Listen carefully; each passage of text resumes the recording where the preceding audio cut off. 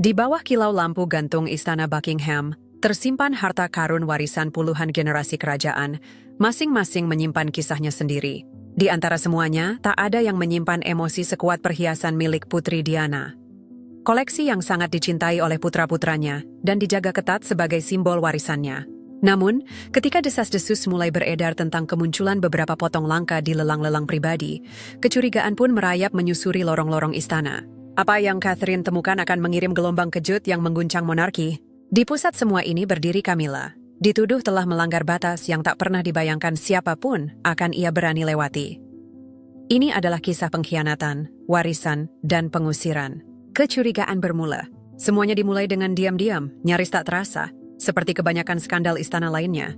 Di ruang koleksi kerajaan, tempat harta warisan tak ternilai dikatalogkan dan disimpan dengan cermat, seorang petugas kepercayaan memperhatikan sesuatu yang tidak biasa saat inspeksi rutin. Sebuah bros berlian dan safir, yang terkenal pernah dipakai Putri Diana dalam beberapa kesempatan publik, hilang dari kotak penyimpanannya yang ditentukan. Awalnya, dia mengira barang itu mungkin telah diambil untuk dibersihkan atau dipamerkan, namun tidak ada permintaan semacam itu yang tercatat. Entry dalam buku inventaris tetap tidak berubah. Tulisan rapi di dalamnya menyatakan lokasi perhiasan itu seolah-olah ia tak pernah berpindah. Petugas itu ragu untuk langsung bersuara. Di istana, kewaspadaan bukan hanya diharapkan, ia adalah keharusan mutlak. Namun ia tetap mencatat diam-diam ketidaksesuaian itu, lalu melanjutkan pekerjaannya. Selama sebulan berikutnya, dua barang lagi, keduanya memiliki kaitan terdokumentasi dengan Diana, ditemukan raib. Satu adalah sepasang anting mutiara, menjuntai yang pernah ia kenakan dalam acara amal pada tahun 1995. Yang lainnya adalah gelang halus yang diberikan kepadanya oleh keluarga kerajaan Timur Tengah. Ketiadaan itu memang halus, jenis yang akan diabaikan kebanyakan orang. Ya, namun bagi mereka yang mengenal koleksi ini secara intim, mereka begitu mencolok. Desas-desus mulai bergulir di kalangan kecil staf yang bertanggung jawab menjaga permata-permata kerajaan. Mereka adalah orang-orang yang dilatih untuk menjadi tak terlihat, untuk memperhatikan tanpa ikut campur. Namun, rasa gelisah itu terus tumbuh. Sebagian bertanya-tanya apakah barang-barang itu dipinjamkan kepada anggota keluarga tanpa catatan resmi, sementara yang lain diam-diam berspekulasi bahwa sesuatu yang jauh lebih mengganggu sedang terjadi. Catherine baru mengetahui kekhawatiran ini suatu sore, saat sedang meninjau persiapan untuk jamuan kenegaraan. Seorang petugas yang ia percayai berlama-lama di penghujung pertemuan mereka, nadanya hati-hati saat menyebut adanya ketidaksesuaian kecil dalam catatan perhiasan. Catherine, yang paham betul bobot sentimental dan simbolis dari koleksi Diana, merasakan sedikit alarm berdetak di hatinya. Duduk di ruang kerjanya yang pribadi, Catherine memeriksa buku inventaris dan foto-foto yang terlampir pada setiap daftar. Barang-barang yang hilang bukan sembarang permata. Mereka adalah perhiasan yang sering muncul mencolok dalam foto-foto Diana, barang-barang yang langsung dikenali publik, dan sangat personal bagi William. Gagasan bahwa barang-barang itu bisa hilang tanpa pertanggungjawaban membuat detak jantungnya berdegup kencang. Ia meminta daftar semua peminjaman dan jadwal pembersihan terkini. Namun, begitu halaman-halaman itu diletakkan di hadapannya, kebenaran semakin sulit diabaikan. Tidak ada permintaan resmi untuk barang-barang ini. Mereka begitu saja menghilang. Malam itu, ia menyebutkan masalah ini kepada William dalam privasi kamar mereka. Reaksinya langsung, rahangnya mengeras saat ia mendengarkan. Irin selama ini sangat protektif terhadap barang-barang milik ibunya. Memandangnya bukan sebagai benda mati, melainkan sebagai serpihan dari kisah hidupnya. Bagi barang-barang itu untuk raib tanpa penjelasan bukan hanya mengkhawatirkan, itu tak bisa diterima. Keduanya belum bisa membayangkan kemana jejak ini akan membawa mereka. Untuk saatnya pertanyaan masih jauh lebih banyak daripada jawaban. Namun satu hal pasti, sesuatu sedang terjadi di balik tembok istana, dan semuanya terjadi dalam bayang-bayang. Warisan perhiasan. Diana bobot situasi ini semakin jelas bagi Catherine seiring ia mempertimbangkan perhiasan-perhiasan mana saja yang hilang. Perhiasan Putri Diana bukan hanya bernilai tinggi. Ia terjalin erat ke dalam kain sejarah kerajaan modern. Setiap potong menyimpan kisahnya sendiri, sebuah kenangan yang bisa dilacak melalui foto, laporan berita, dan ingatan mereka yang pernah mengenalnya. Permata-permata ini pernah dikenakan dalam jamuan-jamuan kenegaraan, tur kerajaan, hingga momen-momen sunyi saat Diana menjalankan tugas amal. Setiap kemunculannya menambah lapisan makna baru pada signifikansinya. Bros berlian dan safir itu dulunya milik Ratu Mary, sebelum diwariskan kepada Diana sebagai hadiah pernikahan. Ia tidak hanya memakainya dalam acara formal, tetapi juga dalam momen-momen yang lebih pribadi, dipadukan dengan jaket rapi yang justru mendefinisikan ulang mode kerajaan. Anting mutiara menjuntai itu termasuk di antara harta paling elegan miliknya, sering dipilih untuk acara amal di mana ia ingin menyampaikan kesan martabat dan keanggunan. Gelang itu, halus namun kaya makna, adalah hadiah pribadi dari keluarga kerajaan Timur Tengah selama tur yang menunjukkan kemampuannya menyambung hati dengan orang-orang lintas budaya. Sejak kepergian Diana, barang-barang ini ditangani dengan perhatian penuh. Mereka tidak sekadar dikunci dan disimpan. Mereka dijaga sebagai bagian dari warisan abadinya. Setiap potong mewakili momen dalam hidupnya, momen yang terus dibawa oleh putra-putranya. William khususnya selalu vokal dalam memastikan harta milik ibunya dilindungi. Baginya, ini bukan sekadar warisan turun-temurun, melainkan tautan nyata dengan seorang perempuan yang kehadirannya masih terasa setiap hari. Saat Catherine pertama kali bergabung dengan keluarga, ia diperlihatkan sebagian koleksi itu bukan sebagai hak istimewa status, melainkan sebagai bentuk kepercayaan. Selama bertahun-tahun, ia mengenakan beberapa potong untuk acara-acara khusus, selalu sadar akan sejarah yang melekat padanya. Ia paham bahwa memakainya bukan tentang hiasan pribadi, melainkan tentang membawa kehadiran Diana ke dalam momen-momen penting. Itulah mengapa gagasan bahwa barang-barang ini kini tak bisa dipertanggungjawabkan terasa begitu salah di lubuk hati. Ini bukan sekadar pelanggaran keamanan. Ini adalah pelanggaran terhadap kenangan. Hilangnya potongan-potongan semacam ini tidak bisa dijelaskan sebagai kesalahan administratif biasa. Ini membutuhkan niat, akses, dan keberanian untuk melampaui batas. Batas yang bagi kebanyakan orang di dalam istana, takkan pernah mereka berani dekati. Dalam hari-hari setelah penemuannya, Catherine mulai berbicara diam-diam dengan staf yang telah cukup lama mengabdi untuk mengenal sejarah koleksi ini. Ia mendengarkan kisah mereka tentang bagaimana barang-barang dicatat, siapa saja yang diizinkan mengaksesnya, dan langkah-langkah keamanan apa yang diterapkan. Sentimen yang sama bergema dalam setiap percakapan. Untuk sesuatu bisa lenyap dari lemari besi kerajaan tanpa catatan, pasti ada keterlibatan seseorang yang berwenang. Semakin banyak yang ia ketahui, semakin besar rasa gelisahnya. Perhiasan-perhiasan ini bukan sekadar hilang, mereka telah dicuri. Pertanyaan yang tersisa hanyalah, kemana mereka dibawa dan mengapa? Catherine tahu jawabannya tidak akan mudah ditemukan. Tetapi ia juga tahu, ia tak bisa berhenti mencari. Sejak yang tak terduga, petunjuk nyata pertama datang dari sumber yang tak disangka-sangka. Catherine sedang meninjau korespondensi dari berbagai pelindung kerajaan ketika sebuah surat dari rekan amal terpercaya di Paris menarik perhatiannya. Tersembunyi di antara pembaruan tentang penggalangan dana mendatang, ada sebutan santai tentang lelang pribadi di Monaco. Penulis surat itu, seorang perempuan yang sangat terhubung di kalangan elit, mencatat bahwa ia melihat bros berlian dan safir yang mencolok tercantum dalam katalog, sebuah potong yang ia yakin pernah dimiliki Diana. Ia berasumsi barang itu pasti dipinjamkan oleh keluarga untuk tujuan amal. Namun Catherine tahu, tidak ada pengaturan semacam itu yang pernah dibuat. Malam itu, Catherine mengambil laptopnya dan mencari gambar-gambar dari lelang Monaco. Dan di sana ia menemukannya, bros yang sama difoto di bawah sorotan cahaya terang.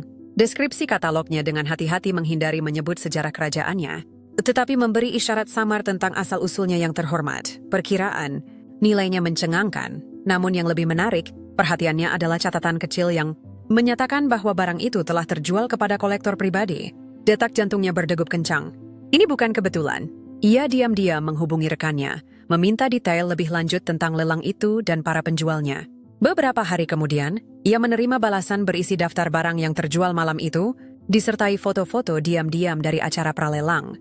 Dalam salah satu gambarnya, samar di latar belakang, terlihat sosok yang langsung dikenali Catherine, seorang staf senior istana, yang biasanya tidak terlibat dalam penanganan permata kerajaan. Inilah koneksi yang ia butuhkan untuk mulai menarik benangnya. Malam itu, ia berbicara dengan William, menunjukkan kepadanya foto-foto itu dan daftar lelang. Reaksinya adalah kemarahan yang tertahan, jenis kemarahan yang muncul ketika pengkhianatan menyentuh sesuatu yang sangat pribadi. Ia setuju bahwa mereka harus melangkah dengan hati-hati. Jika ini terjadi dalam kaitannya dengan koleksi Diana, tak ada yang bisa memastikan berapa banyak potong lainnya yang diam-diam telah dijual, dan seberapa dalam keterlibatan para pelakunya. Selama sepekan berikutnya, Catherine memerintahkan lingkaran kecil yang ia percaya untuk memantau rumah lelang internasional dan transaksi pribadi. Dalam hitungan hari, dua barang lain yang dikenalnya muncul ke permukaan. Anting mutiara menjuntai itu tercantum dalam katalog lelang eksklusif di Jenewa. Disebut berasal dari koleksi Eropa terkemuka. Gelang halus itu difoto di tangan seorang pedagang berbasis di London, yang dikenal karena transaksi diam-diamnya dengan klien-klien kaya raya. Setiap penemuan semakin memperkuat keyakinan bahwa ini bukan pencurian spontan, melainkan upaya terorganisir dan disengaja untuk menjual potongan-potongan bernilai sentimental dan sejarah luar biasa. Fakta bahwa transaksi-transaksi ini terjadi secara internasional menunjukkan adanya jaringan yang memiliki akses sekaligus keyakinan bahwa tindakan mereka tak akan terdeteksi. Namun, Catherine tetap berhati-hati. Ia tidak akan menuduh tanpa bukti.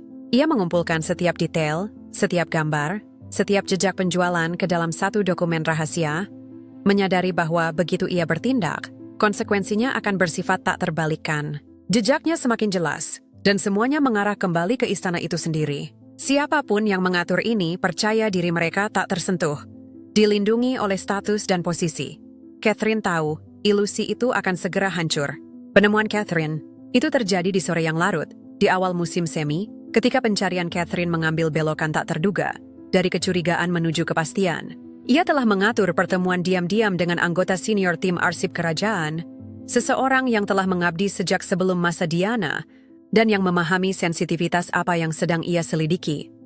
Pertemuan itu berlangsung di salah satu ruang perpustakaan yang jarang dipakai, jauh dari lalu lalang staf istana.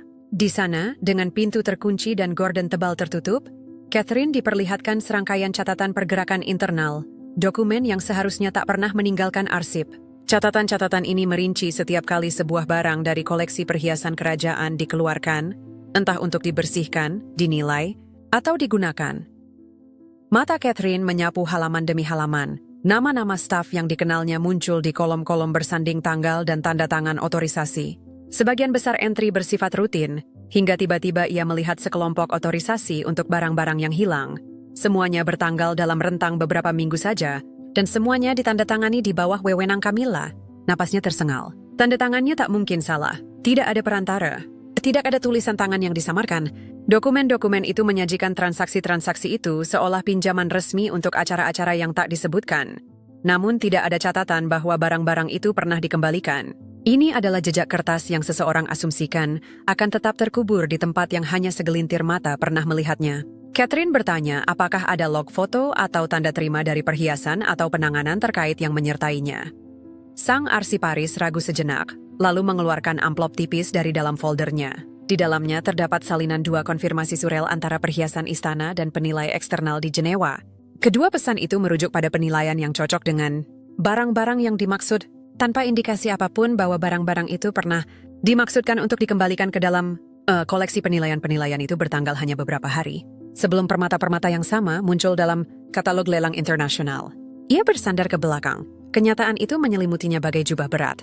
Lelang-lelang itu bukan kebetulan.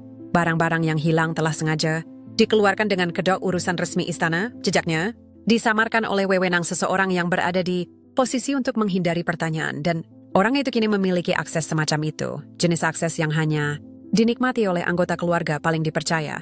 Saat meninggalkan perpustakaan, Catherine berjalan menyusuri koridor panjang yang bergema menuju kamar pribadinya.